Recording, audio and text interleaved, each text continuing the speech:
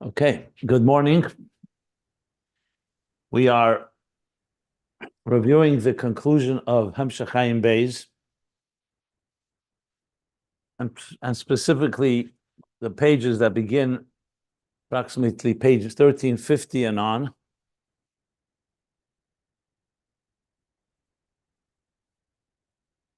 And now we're learning it in the context of the Maimorim of the Mika Hashem Elokeinu of the Alter Rebbe and the Mittler Rebbe that we learned the last few months inside at length, to help us firstly appreciate the whole panorama, so to speak, as well as the ideas that the Rebbe Rashab never actually concluded and questions that he asked that were not answered. So now, informed by all that and by the Maimer, as I mentioned, Ve'neinu me'ires kishemesh kireach of the Mittler Rebbe, based again on the Alter Rebbe's Maimer, another Maimer that is also part of the whole process, because the Rebbe Rashab is using that Maimer, this last one I mentioned, as a anchor to explain Riyah, Koyach HaRiyah, the Eir HaRiyah, I should say, Eir HaRiyah, which means either the light of vision or eyesight or sight, which is going to help us understand the whole process of Teira Eir and Ner Mitzvah and Ner Hashem Nishmas Adam, or in one line, the process of a soul illuminating a dark world. And as I mentioned, and was also mentioned in the last class, that we're ultimately going to learn that the Koyach HaRiyah, the Eir HaRiyah, is how the vision manifests within the physical eye, and there it has limitations, namely that you cannot see in the dark on our own, and we can only see certain distances.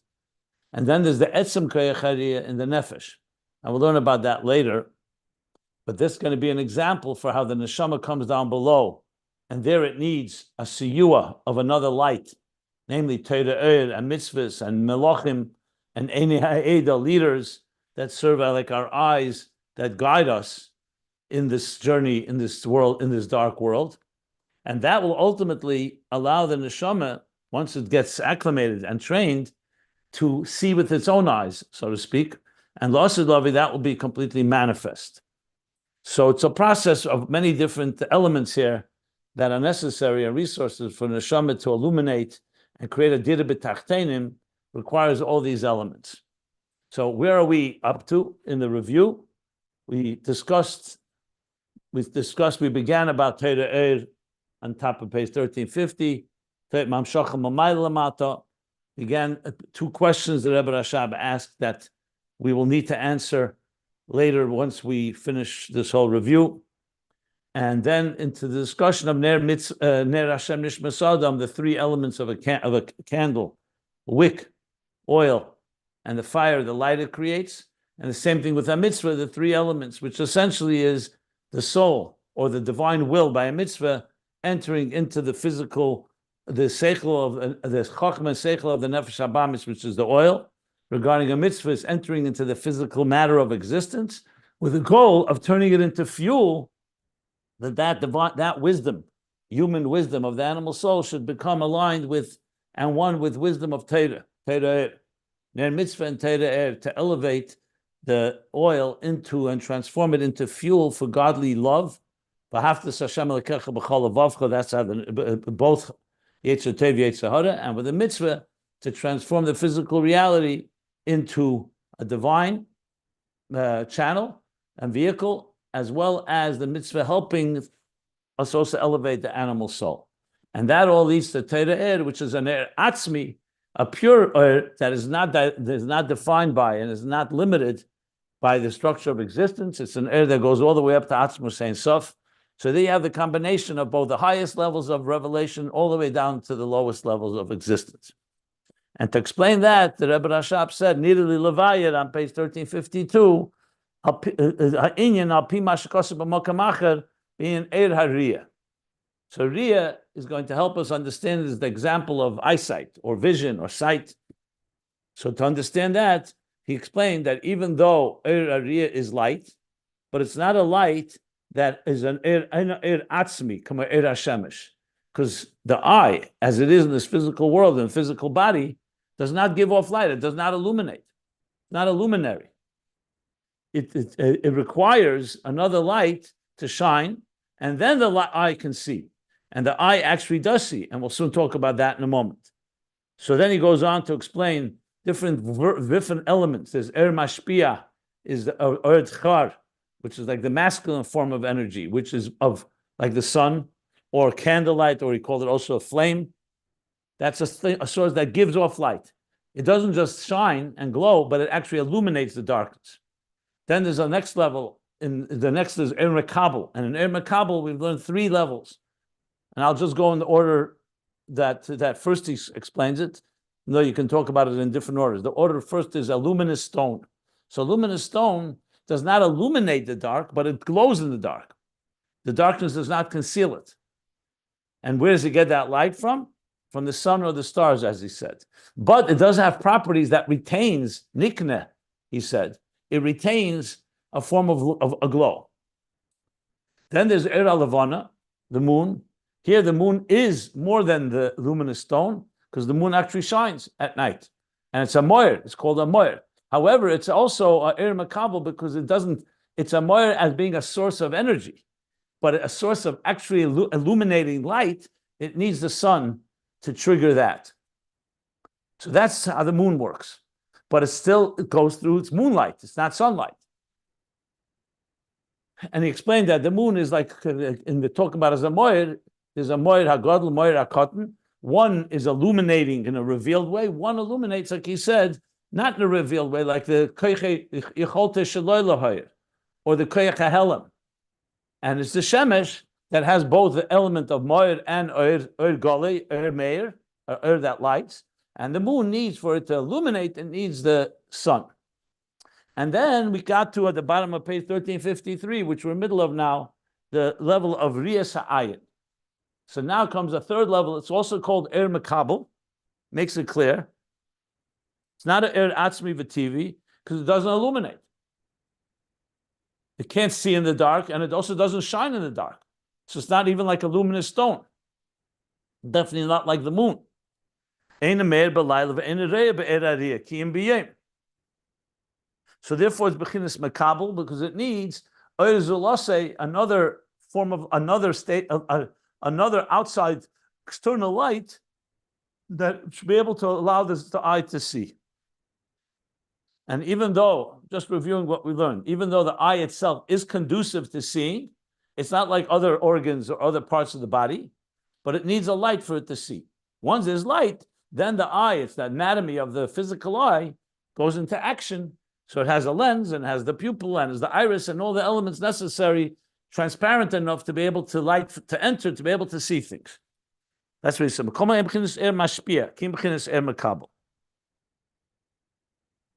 And the ability for the eye to see dependent how intense the light is. If it's very intense light, the eye can see better.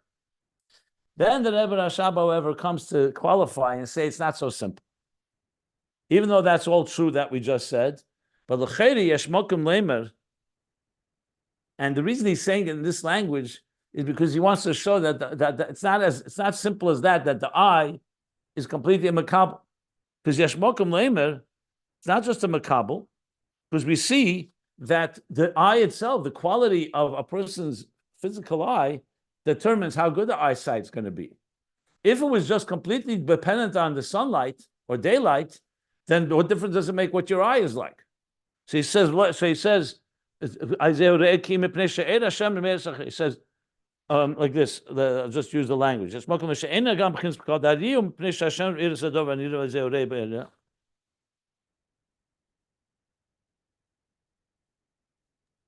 are you reading from? 1353 or 4? Well, both. The bottom of 1353 going into 1354.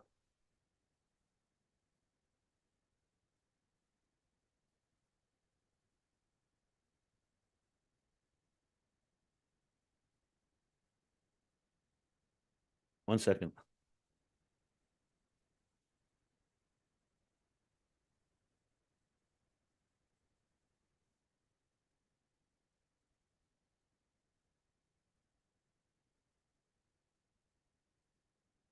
So you could say, it's not that the eye is seeing because the sun shines through it. The sun shines, therefore the room is illuminated or the area is illuminated, and then the eye sees. So it's not it's not like the moon. The moon has no light of its own. Even the light that it has, it's not, however, a radiating light. It's not an illuminating light. And it's the sun that it reflects. Yes, in a moonlight fashion. It's not that the eye is reflecting the sun in that way. The eye itself sees it.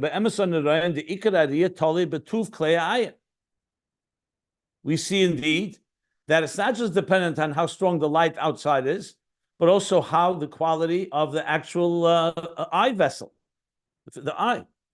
When the eye is stronger, you see better. You could see more distant, and you could see more subtle things. Even when the light of the day is not so strong. In other words, a person, let's say at dusk or twilight, stronger eyesight will allow you to see better. So it's not purely dependent on how strong the light is. Not to say it doesn't have any effect, but it's not just the light, the outside light. The eye is a seeing entity. So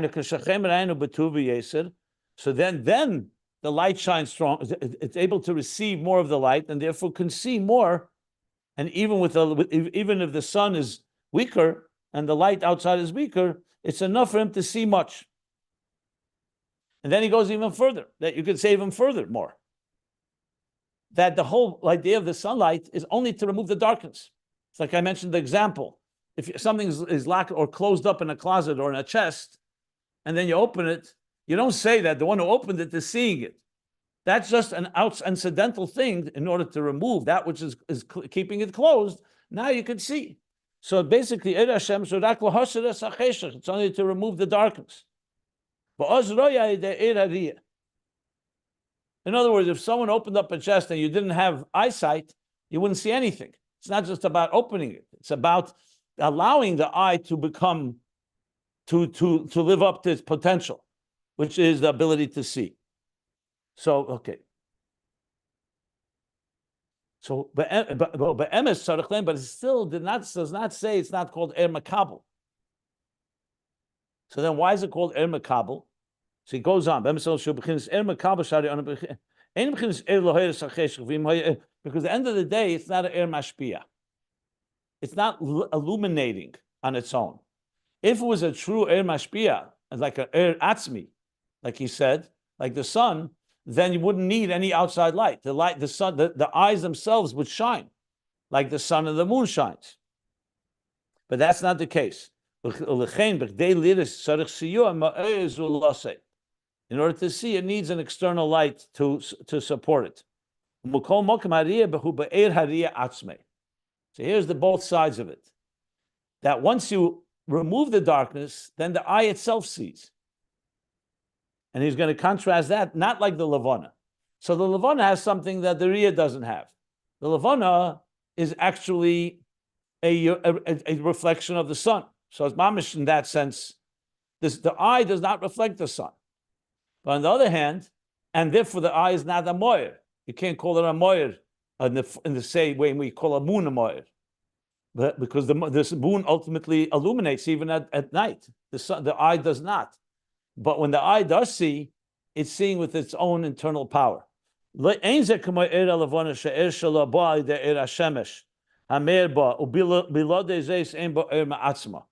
not like the moon, that the sun shines within it, and without that, there'd be no light in the moon at all. And even according to what we said earlier, that the light, but it's only the Eir HaShemesh that allows it to ignite its ability to see. With the eye, it's not that the sun light or the daylight is causing the eye to see. It's allowing the eye to see. It's a very different statement. That it's removing the darkness, so now the eye can be effective. Whereas by the moon would not shine at all, even if you remove the dark. The sun shines at night. It's not like the moon starts shining. As a matter of fact, the moon would not shine because in the face of the sun, the moon would not is dark actually. See, so it's not er atzmi, but it's er be'etzem, meaning it's fundamentally er.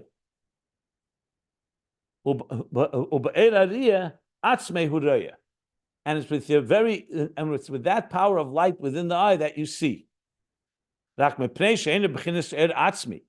However, since it's not an er atzmi, which means it's not an er mashpia like the sun, that's why you need another outside light to illuminate the darkness,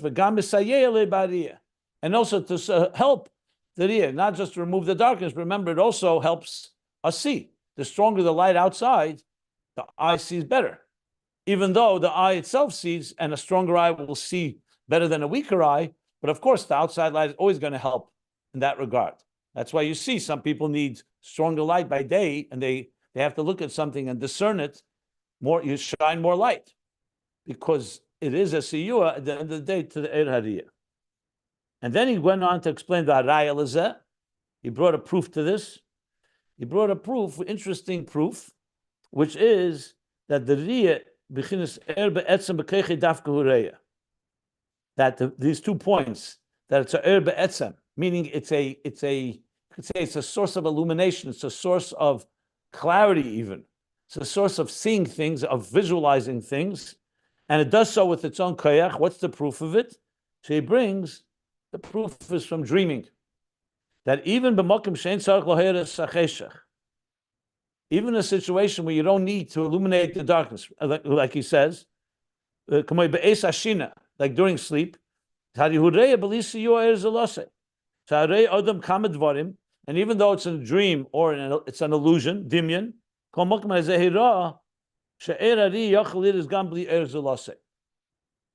so you see conceptually, more than conceptually, the eye does have the ability to visualize, even though it's not seeing a physical object as one sees when you need the light to shine in the dark.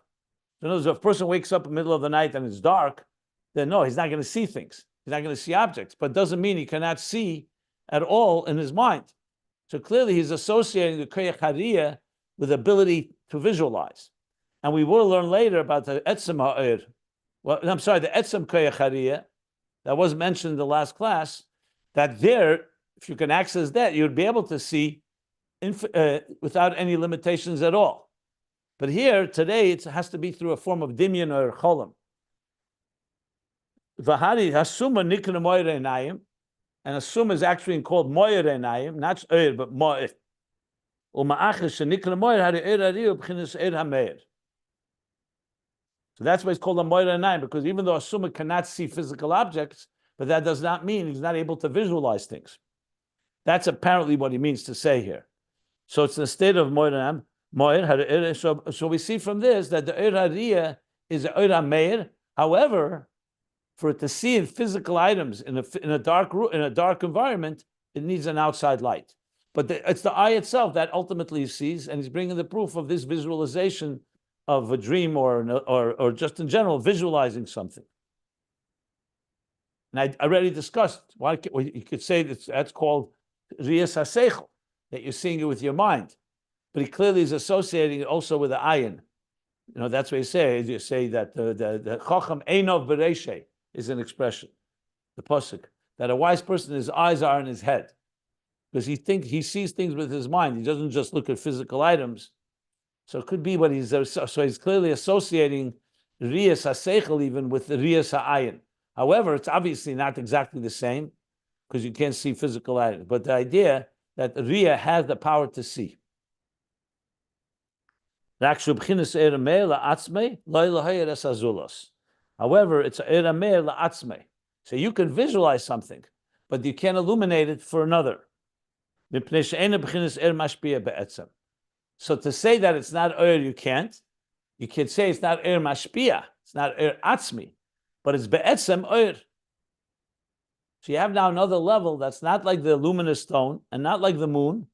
It's in the category of makabel, but it has its own light. So it's a unique aspect. And this is going to be critical as he's going to explain the nimshal, the moral. What is the difference between the moon, the luminous stone, and eyesight? That's going to be critical to understand. Right now, it's still an example, a physical example for us to work with. But the real place where this will play itself out is when we learn the nimshal, what it means beruchnius, on spiritual levels, and what it means in our Avodah as we execute and implement the interface of illuminating a dark world. As we discussed, there's gradations. So there's Meir Mashpia, but in the Makabel, it's not the same thing. There are different levels of how we're Makabel. Like I explained, a student grows from step to step. It's not the same way when a person is 2 years old, when they're 5 years old, when they're 20 years old, and how they're Makabel, how the student is Makabel from the Mashpia, as it becomes more internalized and more integrated within him. So these examples are all going to help us understand different levels of how much the Makabel is integrating Eir. It's pretty clear that Eir Hadiyah is the most, is it itself sees, whereas a luminous stone is probably the weakest in this context, even though, as we'll learn, it has, in Gilui, it has something that even the eye doesn't have because it glows in the dark, and the eyes don't glow, and the moon is yet another level in this regard. But we'll talk about that as we talk in the Nimshal, which is going to come soon, as he continues the discussion, and also the difference between Mikra, Mishnah, Talmud, where he's going to say those correspond to these three levels of Er Makabel, Mikra, Mishnah, and Talmud. And we'll get to that shortly. So that's where we reached, and that's where we're up to. I think, let me see if I...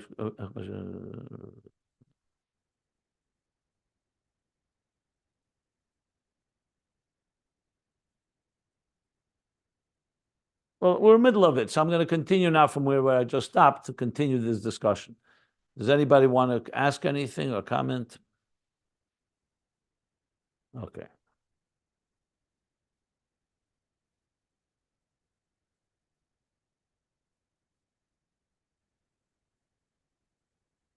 I'll just say one more thing that may be helpful.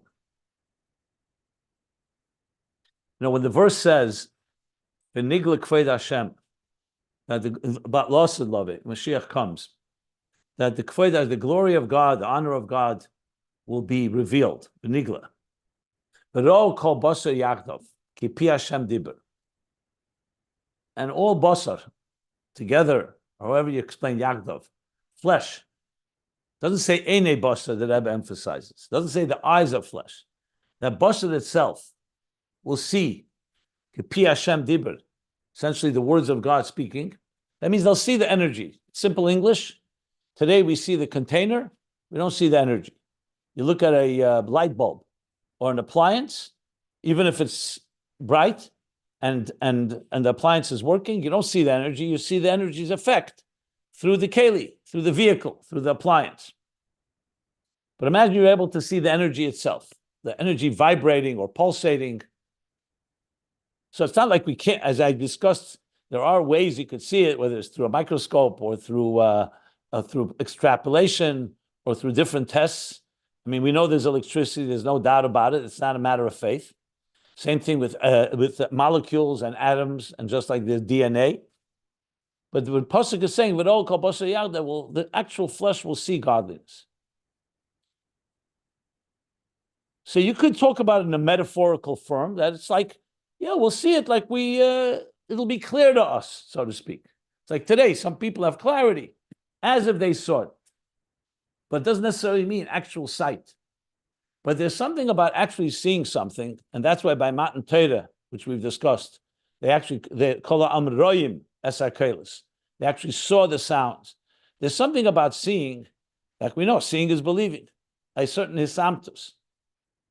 And even in halacha, someone that saw something, an aid, a witness, is not like someone only heard about it.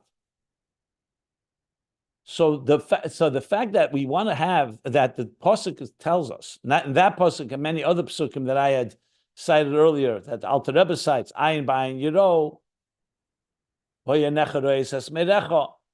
we constantly hear the words, the eye will see, you'll see the face of your teacher, and so on, tells us that ultimately Hashem wants that we should not just experience godliness or hear about it, even with a total clarity, hearing about something to the point that it resonates and you really appreciate it, and it's not just something from a distance, but it should be to the extent of total sight, as if we're looking at each other.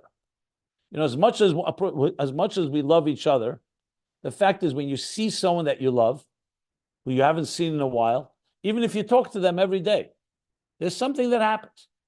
There's something. You embrace them. It's not just that you're in their physical presence. There's something that you look at the face of someone that you love. Can't even put it completely in words. I think everybody can relate to that. So that doesn't mean you can't love them and you can't connect with them, even if they're not seeing them. But there's something about, I want to see you.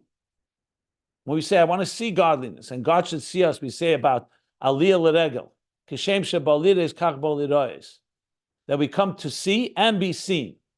Why do you have to go to Yerushalayim? You think Hashem is wherever you are. You could stay in the Pesach, Shavuos, and Sukkot at home, wherever you are, and you connect to God. But there's something about seeing. Not that there isn't a God where you are, but there's something about the Hashros, Hashchina, the Shachante B'Seichem, in the Beis Hamikdash. You travel and you see with your own eyes the Gilead Lakus that's there.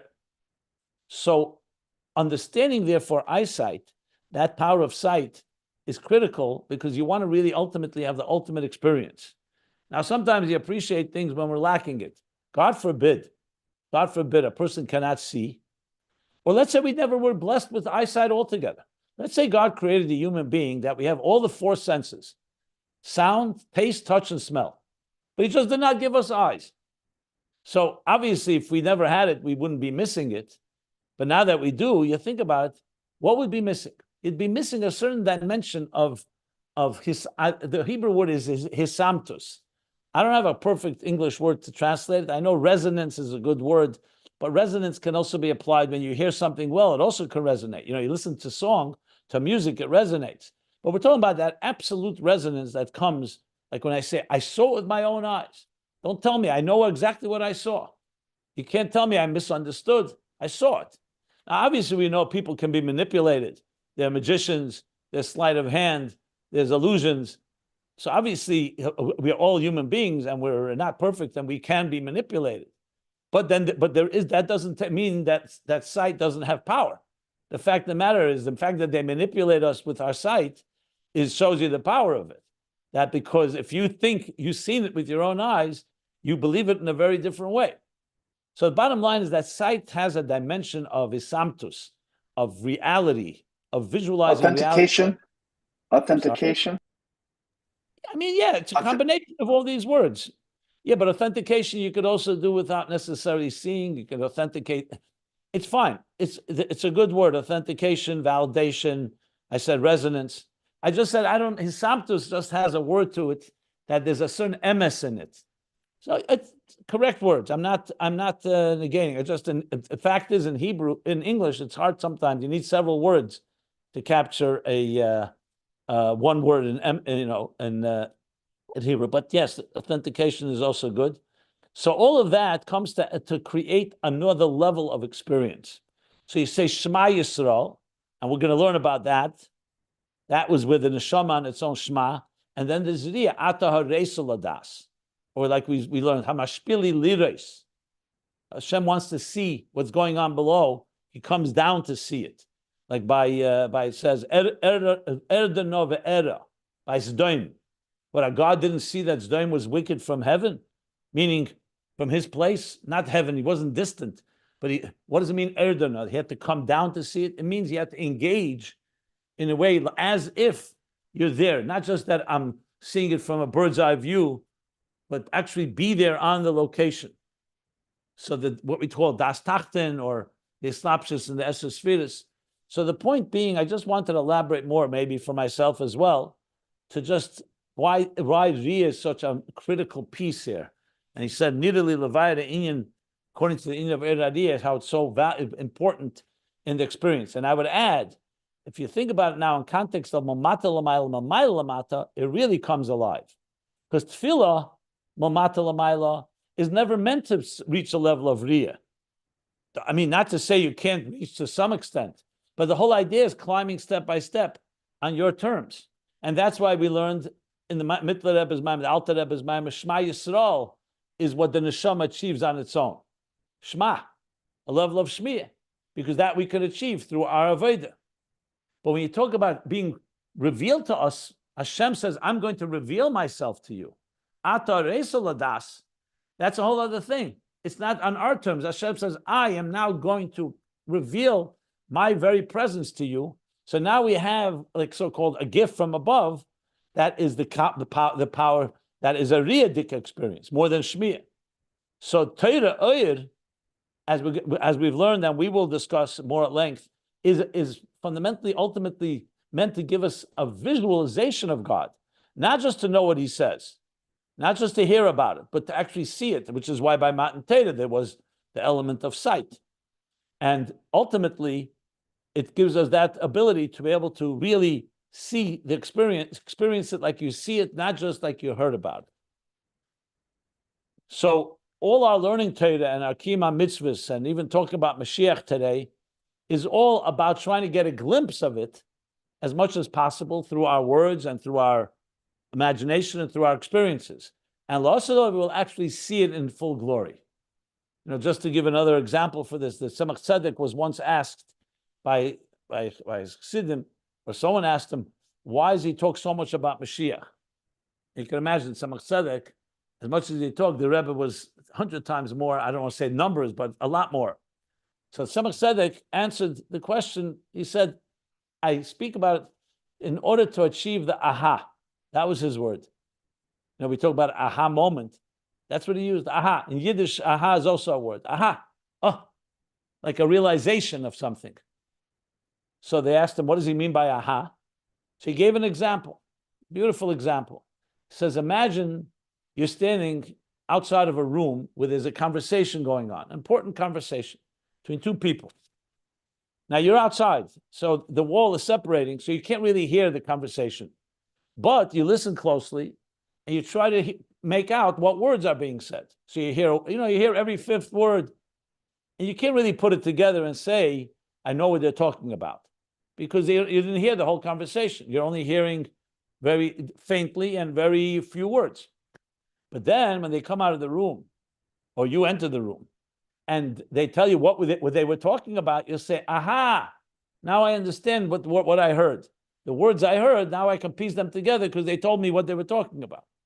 So the Tzemach Tzedek said like this, Mashiach coming is that conversation where they're talking, it's very clear, talking about godliness revealed in this world. Today, because of Golus and because of the Helam, like we said, the darkness, you can't hear everything. So we learn Chassidus and we talk about Mashiach to be able to try to, as much as possible, piece together the ideas about it. So even though we can't experience Geula in the full sense of the word, but as much as we can, based on what the Torah tells us, we read these psukim, v'niglik kvoid Hashem. We don't see bos kol basar yachdav, but we can read the pasuk. Mola aretz deis Hashem. The world will be filled with divine knowledge. There will be peace. There will be no more war, no more famine, no more evil, no more destruction. And everything we learn, these are the words we're putting together. So Mashiach comes, we're prepared. It's not like completely a new thing.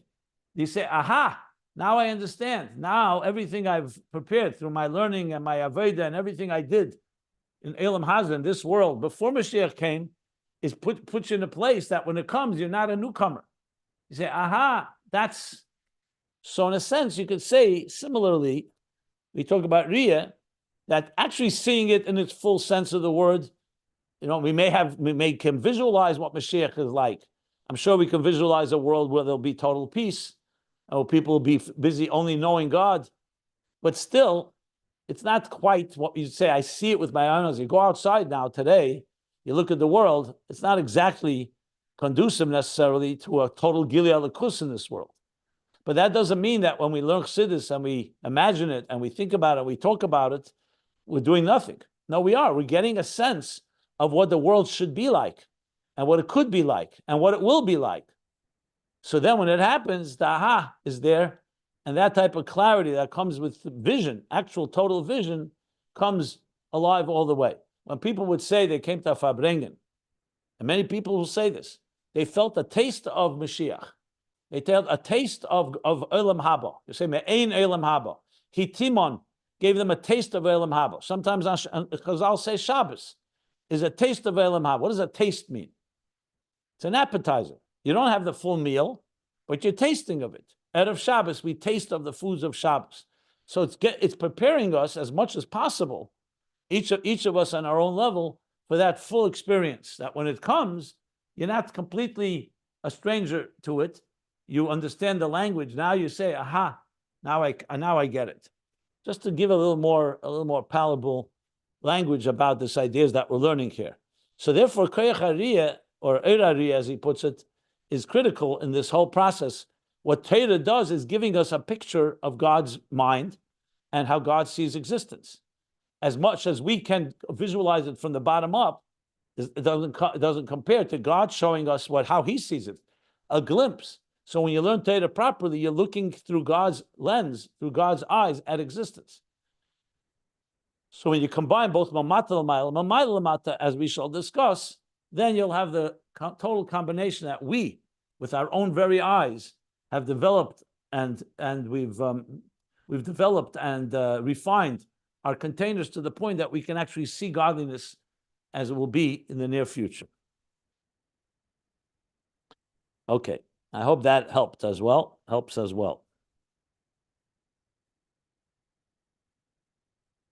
So with that, let's just continue reviewing here where we're at. Let me see, where did I stop? Middle of the page, l'chen or ariya k'mo shehu. Right. K'mo shehu shelahi slapshus b'chomer ha'ayin harehu ma'ir. Yeah, okay. So approximately middle of page 1354. If you don't have the Sefer, you can look at ayinbeis.com where these pages are all scanned there. So continuing on, l'chein eir hariyah, the line that begins hu meir mipnei shu'er be'etzem. So la'atzmei hu meir mipnei shu'er be'etzem. So yes, you can illuminate to others, but to yourself you can visualize it, and that's why l'chein eir hariyah kamei shehu shalei b'slapshus b'chemer ayin hari hu meir. Yeah. So I want to correct. I know I when I think it was Meira on Friday when she brought about Etzem Koyach Hariyah, I said we're going to learn about it later. I stand corrected because I think it does help, even though we are going to learn about it later more elaborately. But I think it's good to also mention now. So I do appreciate that she brought it up and that we're discussing it, because it helps us understand that there's the Riyah as it's in the Chemera Ayin, as he's going to say, L'chen eir hariyah kamei shu shaloi b'slapshus b'chemer ayin harihu meir. So once the physical vision enters into once the power of vision enters into the physical eye, obviously it's going to be subject to the limitations of an eye, which includes not seeing in the dark. But to say that the koyach hariyah doesn't have the power to see is not correct. It has the power to see. It's just like I gave the example with the chest. In a dark room, the darkness doesn't allow the eye to see. And the raya for this is because we could see in the dark if we visualize, if we dream or imagine. Even though it's only imagination or dream, but it means that you can do so. So it's not like the eye, the koyach hariyah is not there by you. It's not like the riyah is created when the light goes on. No one's going to say, when you turn on the light or the sun starts shining, suddenly that switches on your power of Riyah. No, you have power of Riyah 24/7, even when you're asleep. And that's why we can visualize things. The difference is, when the light shines, you can actually see it physically, and it's also seen to others. Whereas when you visualize, it's only to yourself. So he says, it shines. It just doesn't shine, like I said, like light in a physical sense, but it shines in your own mind. And once the power of vision manifests within the Chemera Ayin, the very physical eye vessel, then in order to see something outside of you, it's something outside of you. We're not talking about visualizing it within you. You need the eir l'zulase. You need an external light, meaning a light that illuminates to the other. That the eir hariyah today does not have the capacity to do alone. In other words, the eye does not give off light. The eye is not like a flashlight or like a luminous stone that gives off light. And if you want to see something outside of yourself, you need to have the outside light. But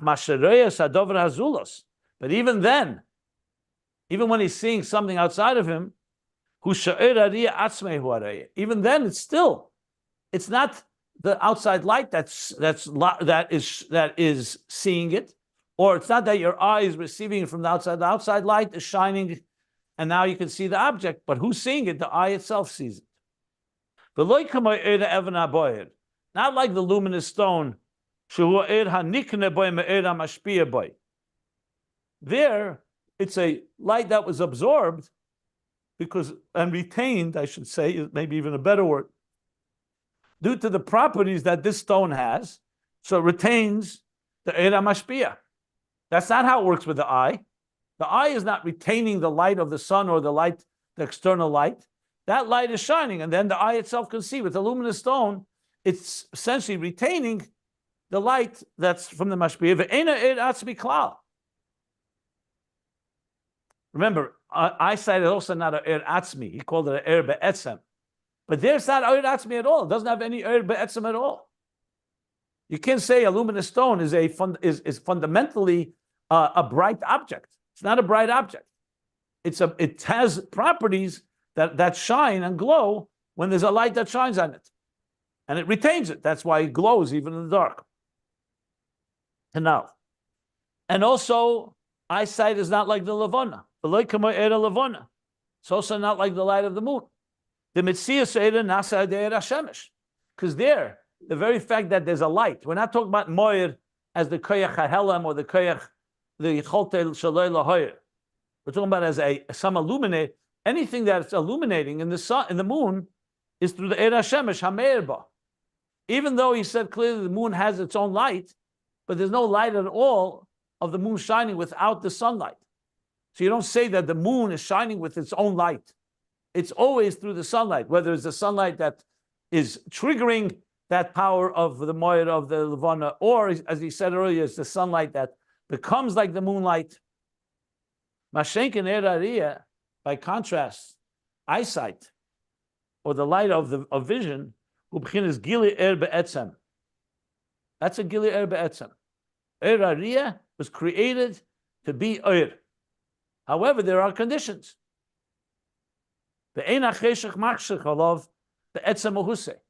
And darkness does not conceal it. It conceals its ability to see physically an object, but it does not. Just because you're in a dark room doesn't mean you become a blind person. Basically, it's not like when there's no light, you are a state of darkness. Yes, your state of darkness, you can't see objects, but your eyesight is still completely intact. So be'etzem uhusei means that be'etzem uhusei, it's not like when the light is shining, your eyes suddenly, you're a seeing person. And when the light is out, you're not a seeing. You're always a seeing person. It's just there are different conditions.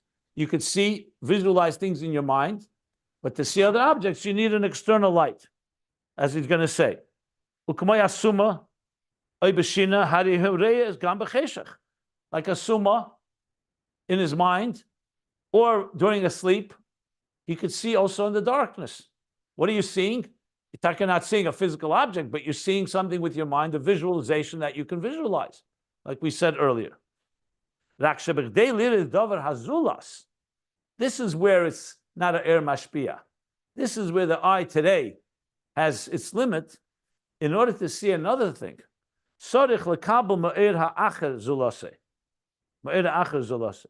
he needs to then receive a light from another that is except besides himself. He needs a light that comes from elsewhere. It doesn't come from within. So the eyes themselves cannot shine and illuminate the dark room or the dark state. And the primary point here is this. Because he needs a light, that outside light, to illuminate the darkness. That the eye itself cannot counter, the physical darkness. And then he sees, but he sees with his own eyes. He's not seeing it with some other eyes or with the eyes of the light itself. And here comes the other way around. When it comes to the luminous stone and the moon, we learned that even when the sun is not shining, they continue to shine. And that's why the eyesight, it's not like, okay, you turn on a light in a dark room, you could see, and now you can shut the light, you'll continue to see. It's not that way. By the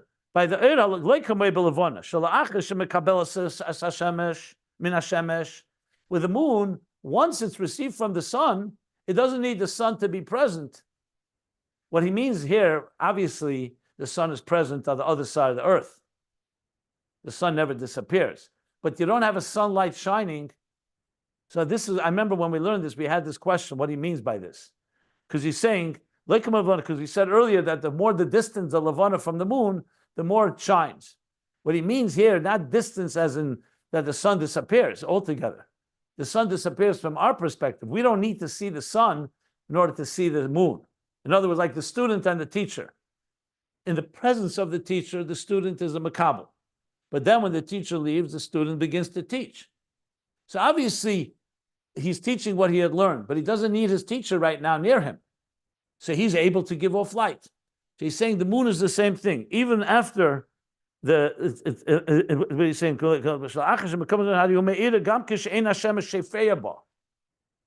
even when the sun is not flowing into it. Now, as I said, it needs to be qualified. What does that mean? When the moon shines in the middle of the night, the moon is reflecting the sun that's on the other side. We just don't see the sun. But the sun is right now, let's say at night here, and the sun is rising in Israel 7 hours later. But the moon is in the sky. So the moon is reflecting the sun even though we don't see the sun. So what does he mean that it's not, even when Hashem is in a shafeeba? That's why I'm bedesik. I'm trying to force the issue by explaining, he means that it's not actively seen by all of us. You have to say that's the meaning. And the same thing with the luminous stone canal. So with a luminous stone, it may be easier to understand because the luminous stone is not in the presence of the sun at all. You sitting, let's say, in a dark forest in the United States, and it's the middle of the night, the stone is glowing. It received it once upon it from the light of the sun. It's like we know there's those, like I mentioned, there's those power generated things powered by the sun. You have that in many instances. So even when the sun sets, the thing still has power for a certain amount of time till it needs to be recharged. I remember the first time I went to Israel, there were the solar heated panels that you'd get hot water. So you had to make sure that by day those panels were working, but at night you still had hot water because the panels, they were heated. That's heat. The same thing with light. But with the moon, I'm having more difficulty understanding. Maybe someone wants to weigh in on this. What does he mean that even when the sun is not shefeyaba? Because even at night, it is flowing, it's just we don't see it. So with the student and the teacher, it's very clear that even not in the teacher, not even without, and not in the presence of the teacher, the student continues to teaches with the light that he received. Whereas Erari is going to say needs constantly an external light. What does he mean by the moon? The only way you could say as well that the moon does absorb that light. When it comes to Koyach Hariyah, for example, just because you turn on the light in a dark room where the sun is shining, and then you shut the light, the moon, the eyesight does not retain in any way the light. That's why you need light all the time. You can't say, oh, since you turned on the light, I saw things for 5 minutes, now I'm going to see them all, even when you shut the light. You won't. You may know where they are from memory, but you're not going to see it. So there, it's clear. The moon, on the other hand, does retain the light. But here he's saying more than that. He's saying it's like even when the sun is not there. That's what I'm bothered by a bit. But I remember we addressed it for sure when we learned it the first time. I don't remember what I said then. Maybe I did give an answer, explanation. I mean, it doesn't change really the Havana here. I'm just looking at the language that he's saying. It's not shefeyaba all the time. V'hainu, let's read on and then I'll stop if anybody wants to try to explain this. V'hainu, mipnei she'em b'bchinas mekablim mamish. Because both the moon and the luminous stone are actual mekablim. They're real retainers. Sha'ir ditvis behem, u'misatzim behem. That the air is contained by them and becomes one with them, internalized, integrated. And and through that it becomes their Ur. And he qualifies. He means by the Levana, V'hainu the Levana, meaning by the Ur, the luminous stone. He said earlier does not really become the stone's light, even though it retains it. By the moon, it becomes it's actually moonlight. We call it Ur Levana. So therefore, even after they receive from their source, they now shine on their own. Because of the light that flowed, that has now been contained and retained by them. And also due to the fact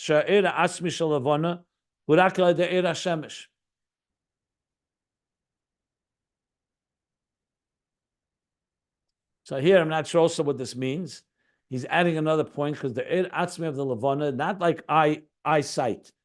Its light does not come from the sun, but the Levana, even the Ir Atzmi of the Levana, comes through the Shemesh. Harihu b'chinas Ir HaMeir. So it's in a state of Ir HaMeir. It's actually, once it receives from the sun, it's actually a light that shines. A Meir that shines by night. V'hainu, the Ima Yese Ir Makabel, even though it's an Ir Makabel, the moon that is. Harihu Makom Mokum Ir HaMeir Es Azulos. Nevertheless, unlike the sun, the eyesight, it does radiate to another. We said the eyesight does not radiate to another without outside light. Here it does. That's why you could see at night, we can walk to the moonlight. The moonlight does illuminate. That's because the moon is a mo'ir. So he's saying a few things here. It's a mo'ir, but it's also receiving from the sun. Now, Ir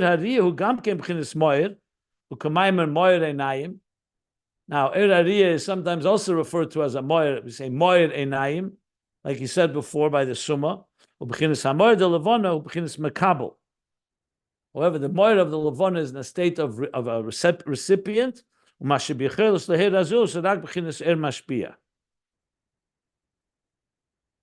And its capacity to radiate to another, to illuminate another, is only due to the Ir Mashpia.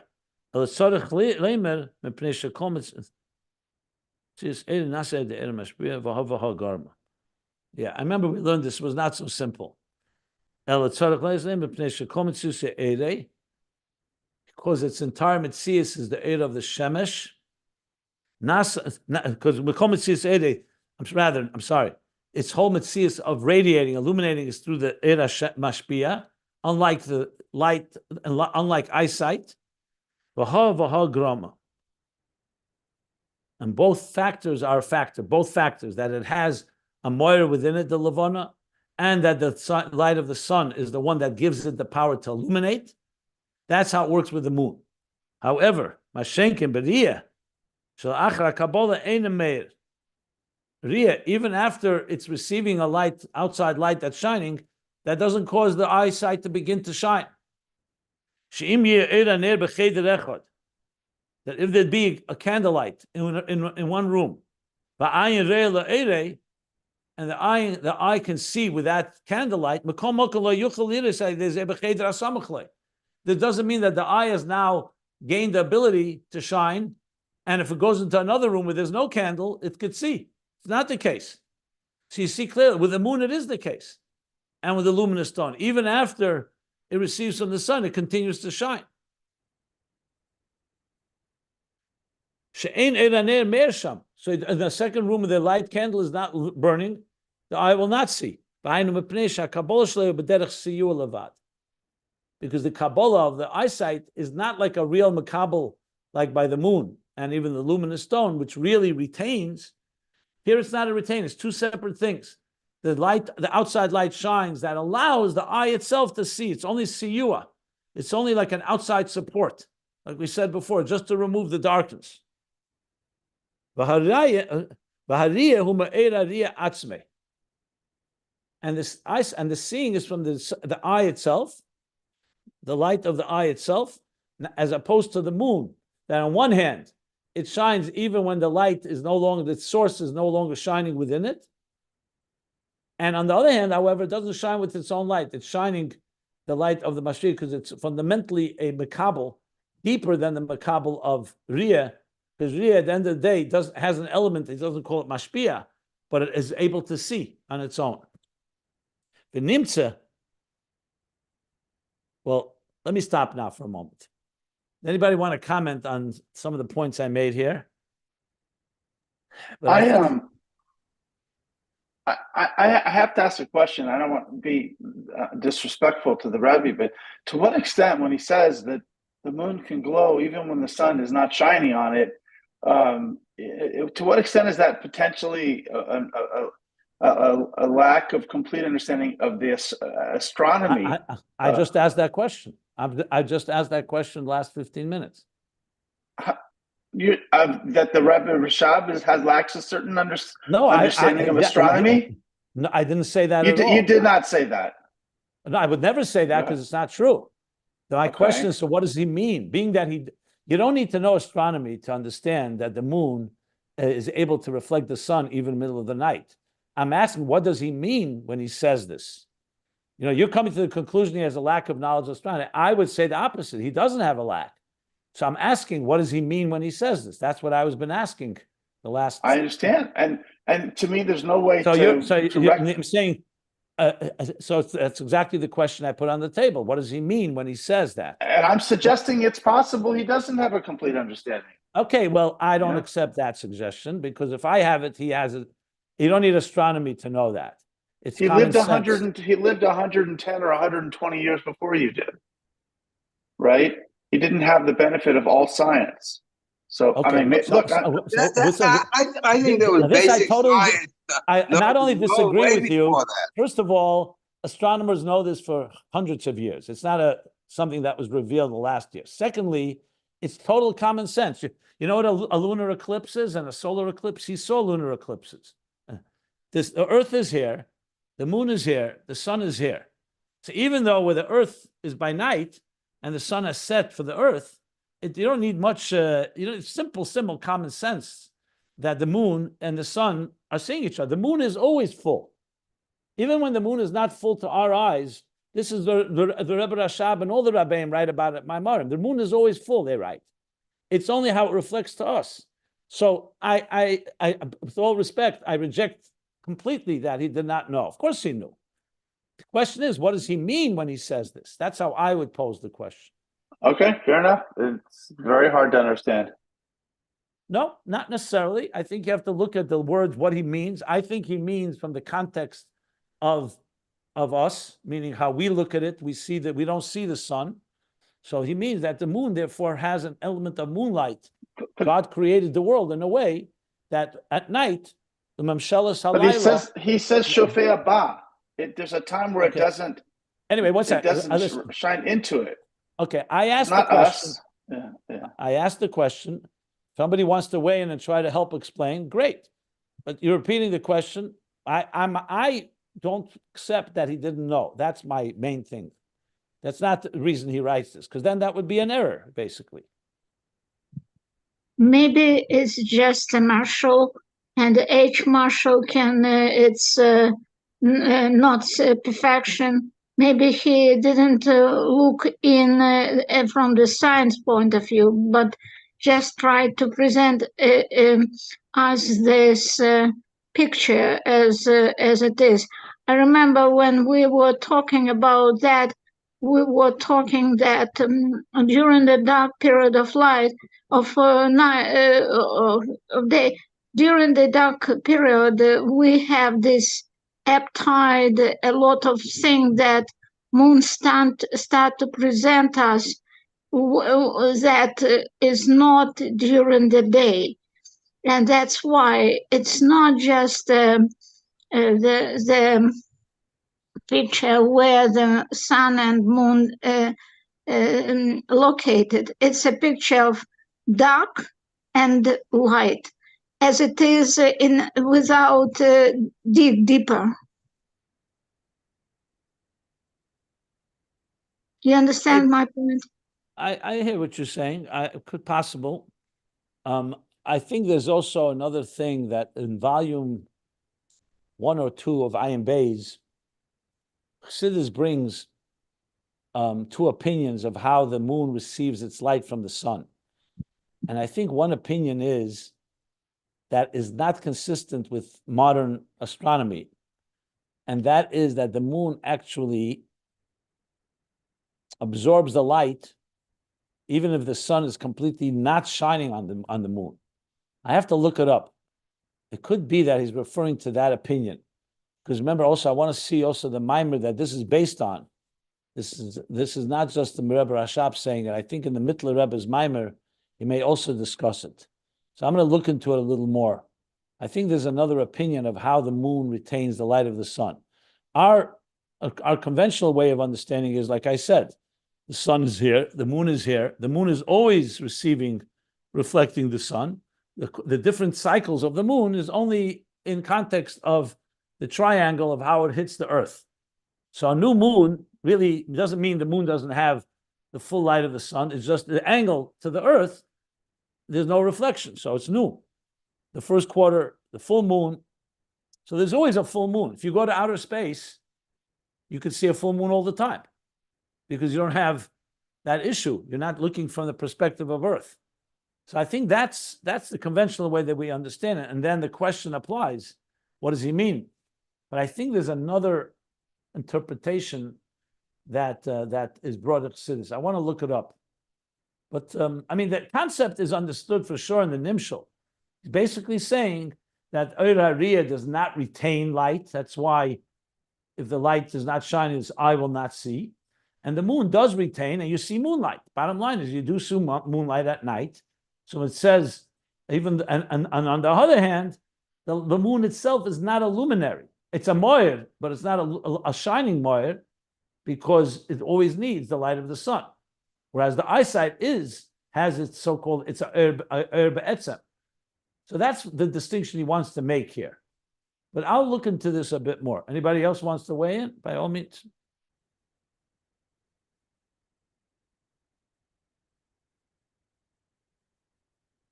I think there is another opinion, which I always had difficulty understanding. I'll look it up. Let me look it up. Okay.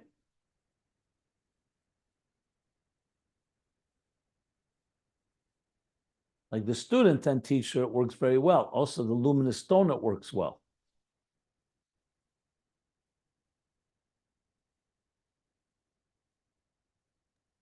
With the luminous stone, it retains light that it got from the sun like 2 hours later after there's no sun.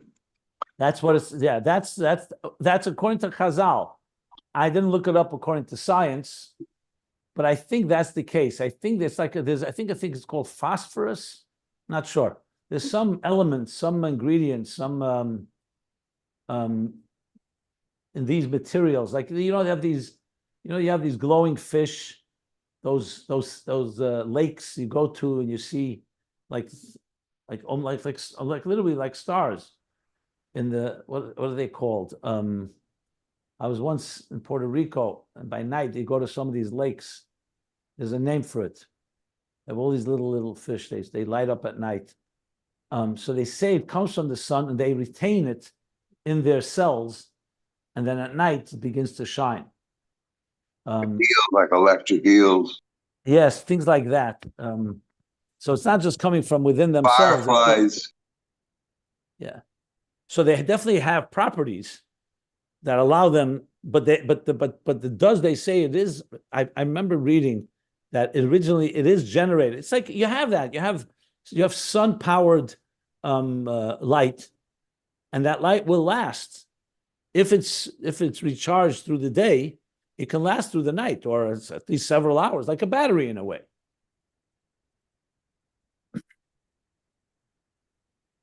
But that's not the same as that. The question is about the moon. That's more understandable.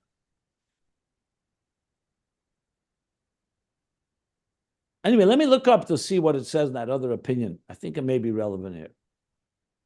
I'm very relieved that you don't understand it because I thought I was the only one not understanding it. It doesn't disturb me in the flow of the ideas here because the concept is very clear. What he wants to say. It's just technically, what does he mean with the word shala'acha shemekabels min Hashem she'arimir gam kishe'ein Hashem shefeya ba. That's that line is the one that we are all trying to understand. We used to say God created light and darkness. That's on the spiritual level. We cannot imagine light and darkness in a pure form. That's why darkness for us is night and day is light. And this is a Marshall referring when he said about sun and moon. It's not that nature should interfere in this point. We just have to take it for the pure value. Yeah, I understand. But the question is, so listen, that's what you said before. I heard what you said.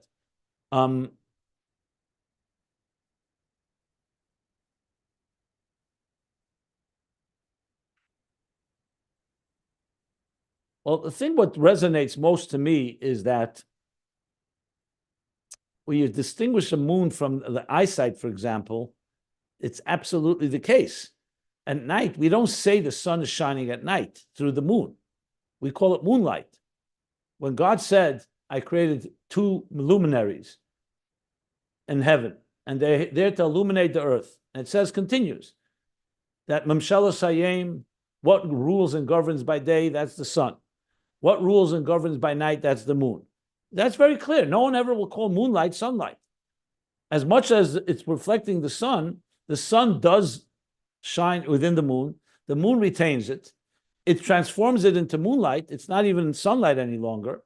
Even the part of the sun that shines in it, like we learned earlier, then the moon has its own very aura, its own unique aura. Doesn't even look like the sun. It's not even close. It's not like a mirror. You have a sun, you have a reflection of the sun in a mirror. It's completely been transformed by the moon. So the concept that it retains the sunlight and shines throughout the night is absolutely correct. That's very clear. The question is that what he means by these words? Then you have to force it a bit, because he says, Kishein Hashem shefeya ba. So I would then interpret like this, that the sun is not actively, so it's become moonlight now. It's night. And night, the sun is not in control at night. In the place, we're talking about the place where we are, where it's night. You're walking in the nighttime, you walk by moonlight, you don't walk by sunlight. So the sun is now not affecting you at all. It's only affecting you through the moon. So what it can mean is she'ein shefeya ba, it means it's not a directly as it impacts us. That's what I was trying to interpret, that's what he's trying to say. Because that's for sure correct, that the moonlight is what is dominating. It's not, even though that light originated from the sun, but right now it's not, the sun is not, so to speak, active. But the truth is that the question is, the sun is active, because wherever it is, in other words, if you remove the sun altogether, hypothetically, no more sun, not even on the other side of the earth, would the moon be shining? That's why I think there's another opinion that would say yes, because the moon does retain. However, practically speaking, the way we would understand it is that the moon continues to reflect. So in other words, I'm thinking hypothetically, because if you, like for example, a lunar eclipse is exactly that. The earth is blocking the sun from shining to the moon. So the moon gets blackened. The moon is not shining then.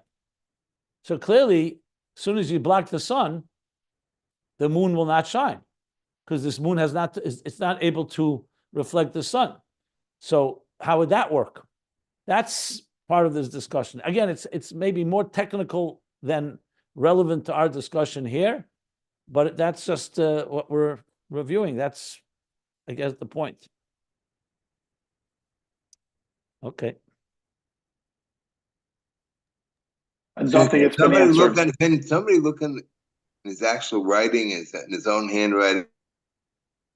No, that is not, the writing is correct. Really says I don't that? think there's no, it's not there's no I'm convinced that that you could understand it in his words. We just have to know how to understand it. I'm going to look into it a bit more. Give me a little more time. I have to also.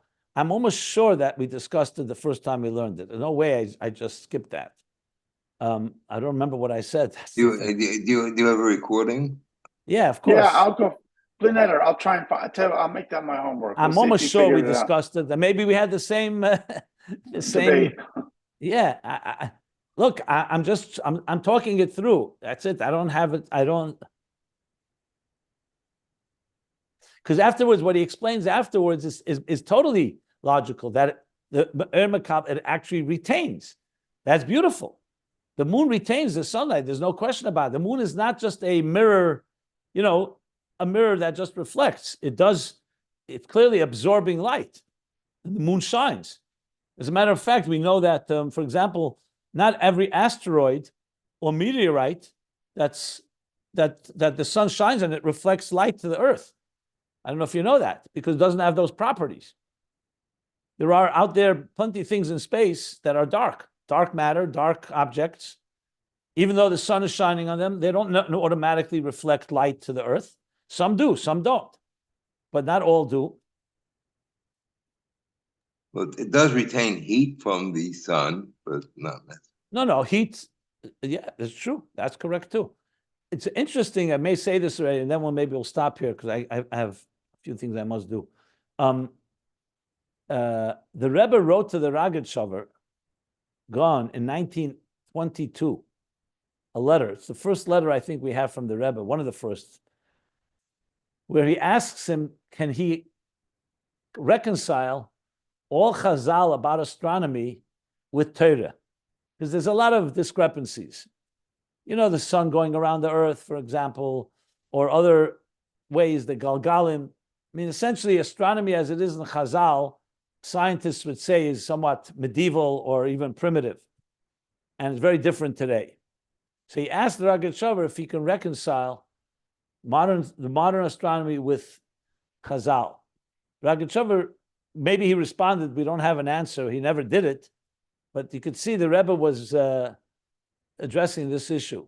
Because there are areas where modern astronomy is not exactly, and sometimes even contradictory to the way Chazal understand different the celestial movements and so on and so forth.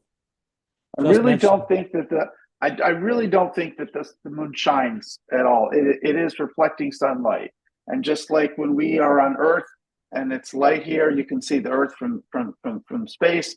It's because the sun is lighting up where we are, and if there's no sun, there's no light on the moon. The moon is a rock. It's a piece of dirt.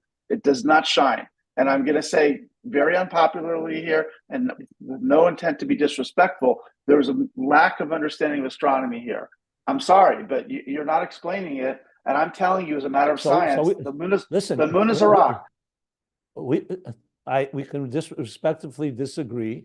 It's perfectly fine. I have no problem. It's not my respect. It's not. I don't need to defend the Rebbe Rashab. We can respectfully disagree. I could show you tremendously powerful articles written by scientists. I'm not a scientist, so I'm not going to claim that say the moon shine. And that's why other bodies of rock do not reflect. The moon is unique. The moon is not the only. Asteroids shine too. No, well, the fact is there are many rock bodies that don't shine. So that's number one. Number two, I'm not a What scientist. rock body doesn't shine? There's always some reflection on anything that the sun is on. So What are you saying? Why are you saying that? Why? That's not correct. Because it's the truth. That's not correct. Why are you saying that? I think there's even a a satellite, stone. in the sky. There's a luminous stone and there's a non-luminous stone. Why do you say that? There are some stones that reflect more than others. That's all. And others don't reflect at all. No. They all have something. Okay, look. I am not a scientist, but I do know a little Chassidic. Like a black stone. Let me just say for the record, I'm not a scientist. Let me finish what I want to say. I'm not a scientist, so I'm not going to claim I know what modern science says, but I do know some scientists that do know their stuff, And I know some have addressed this, and there's some articles on this topic. So unless somebody claims to be a full scientist here, I would suggest researching it, looking what others have said on this topic. Instead of, I'm not going to start spouting here astronomy that I'm not an expert in. So I'm not going to, I'm convinced in my heart, not just because I'm subjective, that the Rebbe Rashab knew as much astronomy that I know for sure, and most of us know. And as I said, it's again halacha, hilchas kiddush hachedesh. I talked about a lunar eclipse and other things that clearly, so when Chassidus talks about the moon in this context, it's not just this line. The whole idea of Er Levana, he was talking before that he said, remember, he's going based on a pasuk that God created two ma'ores. He did not create one ma'ir and a dark rock. It doesn't say that. It says God created two ma'ires hagdelim, two luminaries, Moira Cotton, Moira Godel, Moira Cotton, and that they both give off light. And one, as a matter of fact, before the moon complained, the moon was just like the sun. So you could say that Chazal also didn't know astronomy. Fine. You could argue that too, that Chazal that makes complete sense to me. Hold on 1 second, let me finish. So we're talking here, the Torah talks about two luminaries, and two luminaries that were of equal stature. And then, due to different factors, the moon was diminished and became a way for it to illuminate. It needs the sun, but it's still a moir. Now, you could say all that is not consistent with modern astronomy. By all means, you could say that. But I'm going based on what the Torah says, and based on the fact that also, la'asid lave, it says the Levana will be back to the same strength like the sun, and even more so. I don't think most astronomers, secular astronomers, would agree with that. And they see that as a miracle. They see that that's not based on a natural science, that the moon is going to be as strong as the sun. So, so therefore, we have to realize the context of this is Torah-based. Now, is it a contradiction to astronomy? So here I would submit there are religious scientists who have reconciled the two, and there's articles about this. That's all I'm saying. Now, for example, it was reconciled that, and you can make it mathematically, that the sun goes around the Earth, but it wouldn't be the same type of a path. Most scientists, astronomers, I mean, I've seen that. Most scientists and astronomers laugh if you tell them that. Yeah, because it's not a straight circle or semicircle or whatever. Yeah, that's what you're saying. But I've actually seen a modern astronomer and in scientist. The old science. I think it was written in that science, Jewish science thing that used to come out every couple of months, and that was one problem in it. I wish I still had those. Anyway, but most scientists would laugh at you when you start speaking that way. Because it's a strained, it's a strained type of a thing. That there's no problem. It's true. But everything does have some. I mean, it's absolutely. Yeah, but I just said to you, the psukim say that the moon is unique. If the moon is just another rock, we're mekadosh de levana. We call it a moyer. We call it a luminary, and the moon was just like the sun. It's obviously a more. What do you mean? No scientist will tell you that. No scientist will tell you that the moon was like the sun when it was created. It's not a scientific statement. It's a Torah statement. That's not. We're not talking about that. Yeah, one second. What do you do with that? You can call something a more. You can call something a luminary. You can't dismiss that. 1 second. You can't dismiss that. That's the whole point in this mimer here. That it's a moir. That the moon is a moir, not just a reflector. You can't dismiss that. That's the basis of everything we're learning here. Exactly. And keep in mind, the light was created before sun and the moon were created. God gave delegate light to the moon and to the sun.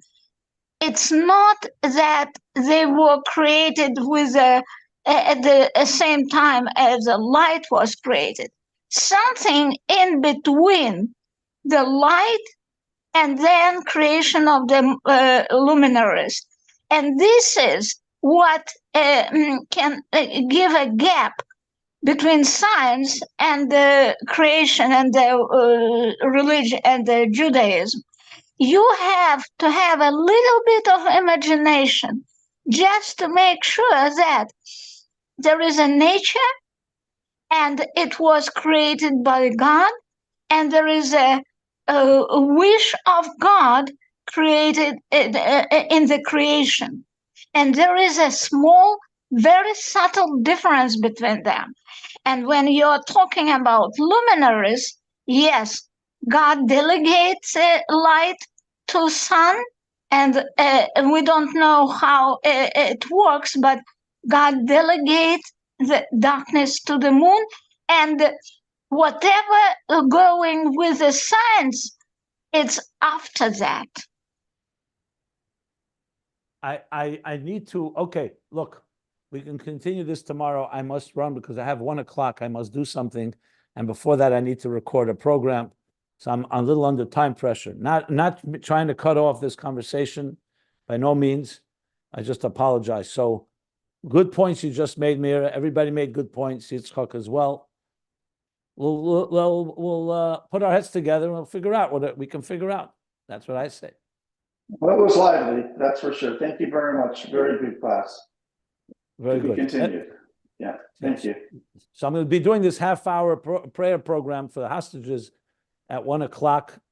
The links, I think, were sent out if you are interested in joining. You're going to have, I think, a hostage family member speaking as well. So I'm going to move. I have to run out because I have to do another program, then that program. See you all tomorrow. We'll resume tomorrow. Very much. Are you gonna discuss? Oh yeah. Thank you. Are you gonna discuss why Thank we you. say Chav Beis, Samach Tes, and I don't know how many I'm going to do yet. I have to see I'll soon determine which ones I'm going to do. Thank you. Okay, everyone be well. Let me